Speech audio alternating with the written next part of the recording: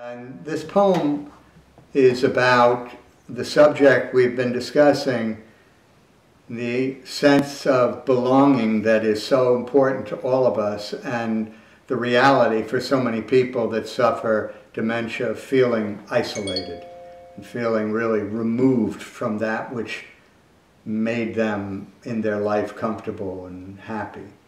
And Barbara, as I've said before, finds a curious refuge in our car. And when I can't find her, 8 times out of 10, she'll be sitting in the car, her eyes are closed, her hands are folded, and she is somewhere that gives her a sense of peace.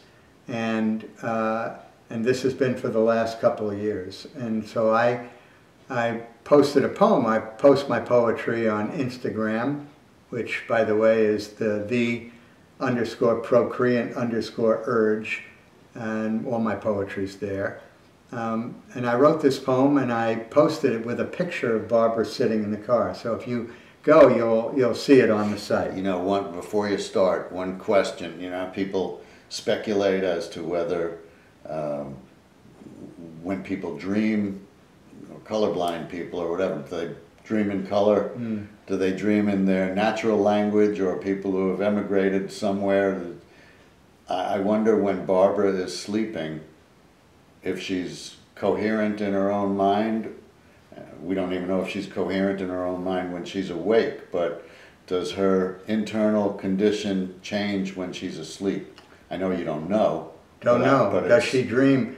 I'll tell you, 4 years ago when we went to Peru, and this can be for another subject, we went to Peru, Barbara and I, to the Sacred Valley for a healing journey for 2 weeks. And the central offering of this 2 weeks was taking ayahuasca, which is a powerfully hallucinogenic, plant-based drug that I had read promised the possibility of neural nourishment and change, perhaps. And at a minimum, based on almost all stories and anecdotal evidence, promised the possibility of transformation generally. And we both went through this, and Barbara said very little about it, and these were 4-hour episodes sitting on a mattress, which she couldn't do now for 15 minutes. We never really knew what she experienced, other than she said simply, somewhat cryptically, she felt loved. That's what she said. But I don't know what she experienced. I don't know if she dreams now. I don't know what she's seeing when she's in the car. But this poem is about what I think it means. So the poem is called Our Car Is Your Refuge. And it's written, by the way, in a villanelle form, which is old French form, 19 lines, 5 tercets, 3-line stanzas, and a concluding quatrain, 4-line stanza, with a particular rhyme scheme, and that's all I'm going to say. And if most of you have no idea what that all means, I'm with you.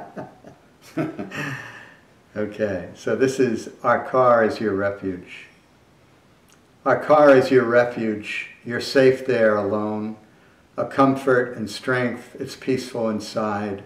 Close your sad eyes, you're on your way home. Outside is misery, hearts turned to stone. Surrounded by hate, there's no winning side. Our car is your refuge. You're safe there alone.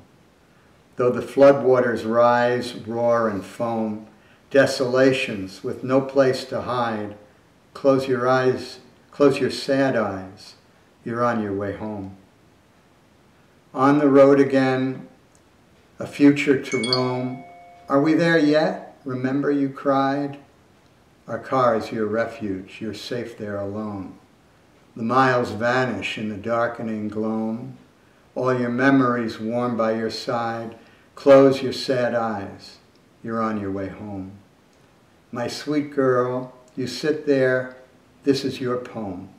Enjoy your loveliest ride. Our car is your refuge. You're safe there alone. Close your sad eyes. you're on your way home. Mm. That's a beautiful, sad poem. So I don't want to end on that note, but it is amazing to me, and maybe our friends out there, other caregivers, have seen the same, that Barbara has found a place that is closer to home than... Yeah, well, we talked about that before too, about the car. But I think, first of all, I think you're a gifted poet. And it's something that you need to do for you. Right. Right. I mean, I'm not joking. Yeah, It's part of a caregiver's attention to himself. Yeah. You know, they do say that, you know, happiness for any of us, you know, is comprised of having a sense of purpose in your life, a sense of belonging, a sense of transcendence, being able to do something that transports you, and finally, being a storyteller about your life. And they say the more you see yourself in the middle of your own story, the more likely you're going to live that life better. And so for all of us to find something that can be creative or productive or something that your heart's in it is important. I wrote a book, it's available on Amazon, called Finding Your Feet, but there's about 20 poems in there that are about Barbara, that are either keyed to something she said to me that gave rise to a poem or my own observation. So yeah, you're right.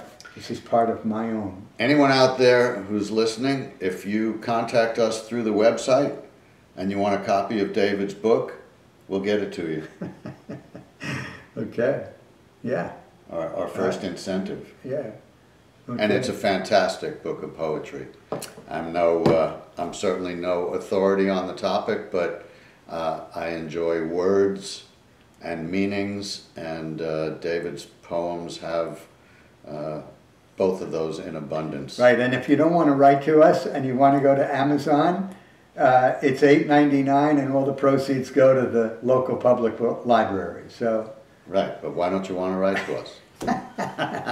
Okay, thanks again, everybody. All right, thank you.